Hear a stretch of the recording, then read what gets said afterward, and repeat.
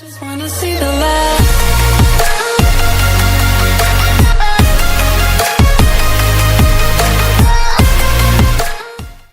एक क्वेश्चन देखते हैं क्वांटम मैकेनिक्स का। तो हमें वेव पैकेट दिया हुआ है और उस वेव पैकेट को हमने इस वेव फंक्शन से डिस्क्राइब किया है और हमसे पूछा गया है कि एक्सपेक्टेशन वैल्यू क्या होगा उसके मोमेंटम ऑपरेटर का। तो मोमेंटम ऑपरेटर का जो एक्सपेक्टेशन वैल्यू फाइंड आउट करने का फॉर्मूला है इस expectation value of momentum operator is equals to integration of function conjugate negative I H cross D by D X of function dx।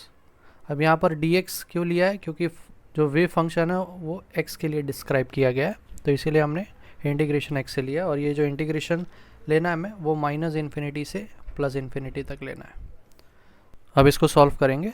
So minus infinity to plus infinity. अब यहाँ पर हमें wave function का conjugate लेना है, but wave function में कोई भी इमेजिनरी टर्म्स अवेलेबल नहीं है, तो वही फंक्शन हम वापस लिख सकते हैं। तो हमारा इक्वेशन होगा a exponential function minus X square upon a minus I H cross डेबा by X then function a exponential function minus X square upon a D X minus infinity to plus infinity. अब negative H cross को आगे ले लेंगे और यहाँ पर a term constant है, so minus I H cross E square exponential function minus X square upon E square. अब इस टर्म का जो डेरिवेटिव होगा वो है exponential function of A square, नहीं यहाँ पर ए आएगा, माइनस एक्स स्क्वायर अपॉन ए इंटू नेगेटिव 2x अपॉन ए। तो इक्वेशन को थोड़ा सिंप्लीफाई कर लेते, तो जितने भी कांस्टेंट के टर्म्स है उसे हम इंटीग्रेशन से बाहर ले लेंगे and this minus gets plus, so I H cross E square 2 times